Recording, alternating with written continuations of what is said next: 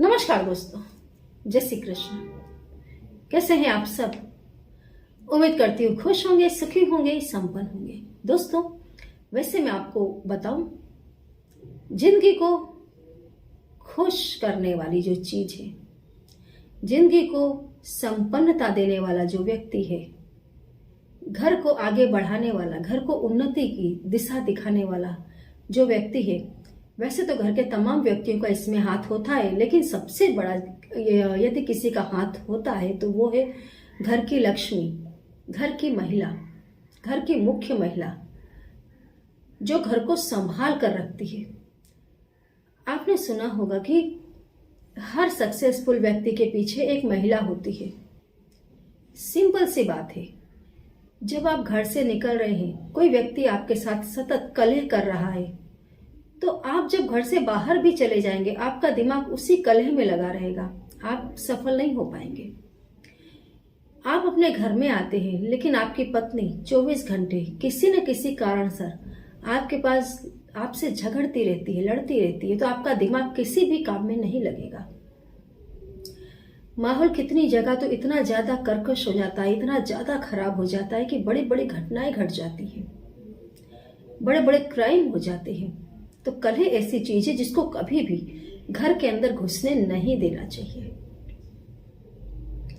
बिल्कुल इससे विपरीत, यदि कोई महिला घर के अंदर बहुत सौम्य स्वभाव की है, हर व्यक्ति की जरूरतों का ध्यान रखती है, खाना बनाते समय भी मंत्रों का जाप करती है, अच्छे मधुर गीत गुनगुनाती है, अपने कुल देवी का समय समय पर उनकी सेवा पूजा करती है, उनका भोग लगाती रहती है, पूर्वजों का जो भोग है वो उन्हें अर्पित करती रहती है, तो कुलदेवी भी प्रसन्न रहती है, पितृ भी प्रसन्न रहते हैं। जब ये दोनों प्रसन्न रहेंगे तो परिवार की उन्नति होनी ही है।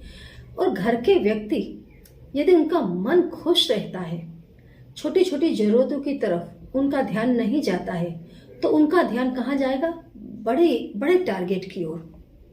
जब वो बड़ा टारगेट अचीव करेंगे तो नेचुरली दुनिया में उनका नाम होगा। छोटी छोटी जरूरतों से यदि घर के सभ्यों को कोई हटा सकता है तो वो घर की महिला ही है। वो छोटी छोटी चीजों का ध्यान रखती है और परिवार को उन्नति की ओर आगे बढ़ाती है। तो ऐसे में दोस्तों, आज एक छोटा सा उपाय बताने के लिए जा रही हूँ।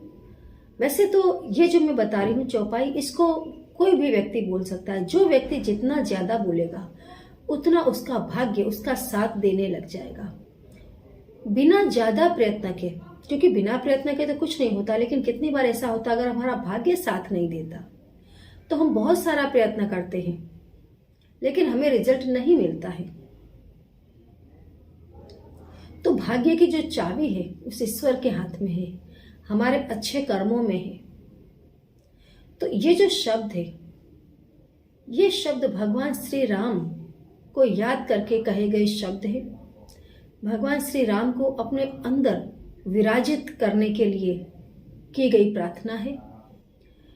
यदि सुबह उठते के साथ 3 बार इसको बोला जाए, दोपहर को 3 बार बोलें, शाम को 3 बार बोलें, या फिर दिन में जितनी बार आप बोल सकते हैं इतनी बार आप इसको बोलें। एंड स्पेशली महिलाएं जब खाना बना रही हैं, जब घर का काम कर रही हैं, जब फ्री होकर के बैठी हैं, जब सबके बीच में बैठ करके उन्हें बातें कर रही हैं, उसके पहले एक बार इसको बोल लें। कुछ ही दिन आप इस क्रिया को करके देखें, आप खुद महसूस करेंगे कि मेरा मन पहले से एकदम बदल गया है, मेरी इच्छाएं अपने आप पूरी होती हैं, जैसे कोई शक्ति मेरा साथ दे रही है।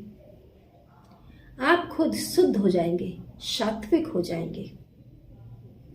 जो शुद्ध है, सात्विक है, निर्मल है, कोमल है, कुदरत हमेशा उसके साथ रहती है। शब्द जो है चौपाई है, बड़े ध्यान से दोस्तों सुनना और इसको लिख लेना। बहुत अच्छी है, बहुत पावरफुल है। जिनके कपट दंभ नहीं माया, जिनके कपट दंभ नहीं माया, जिसमें न कपट है, न दंभ है, न ही माया है। सारे जो कर्म है माया के द्वारा ही आदमी ऊटपटांग कर्मों में फंस जाता है, अच्छे बुरे तमाम कर्मों में फंसता है। तो इसमें कहा गया है कि जिनके कपट दंभ नहीं माया, तिनके हृदय बसहु रघुराया। कि हे प्रभु, जिसके अंदर न कपट हो, न दंभ हो, न माया हो, उसके हृदय में सदा तुम्हारा वास हो। उसी के हृदय में भगवान का वास होता है। और यही वो गुण है जो इंसान को आसमान से जमीन पर गिरा देते हैं, परम तत्व से अलग करके एक जीव का रूप दे देते हैं। इंसान जिस चीज का ज्यादा चिंतन करता है, जैसी उसकी सोच होती है, जिन चीजों को वो ज्यादा महत्व देने लग जाता है, वो उसी का रूप बन जाता है, उसी का हिस्सा बन जाता है, उसी का अंश बन जाता है। और ये माया का ही प्रताप है। जब इंसान बहुत ज्यादा ध्यान करता है, ध्यान में जाता है, परमानंद में रहता है, तो माया के चंगुल से धीरे धीरे छूटने लग जाता है। जब माया उसको नहीं घेरती है तो अपने आप उसके अंदर कपट नहीं रहेगा। जो व्यक्ति कुटिल नहीं है, कपटी नहीं है, सहज है, भगवान हमेशा उस पर प्रसन्न रहते हैं। दंभी व्यक्ति खुद भी दुखी रहता है, उसका मन हमेशा बेचैन रहता है, दंभ करता है हर जगह, सच्चाई से कोसों दूर जीता है।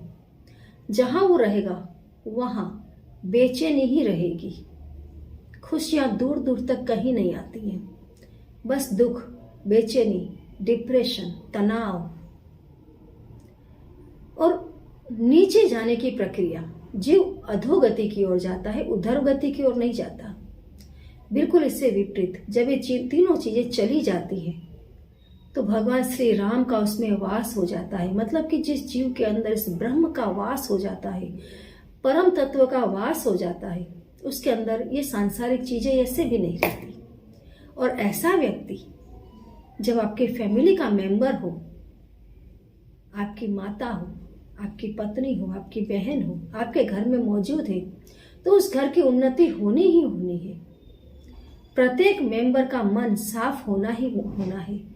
रोटी बनाते वक्त, खाना बनाते वक्त इस शब्द को बोलें और देखें, पूरे परिवार की जबरदस्त उन्नति होगी। दिन में जब समय मिले बोले, परिवार की जबरदस्त उन्नति होगी। करके देखिए, करते रहें, खुश रहें। जय श्री कृष्ण।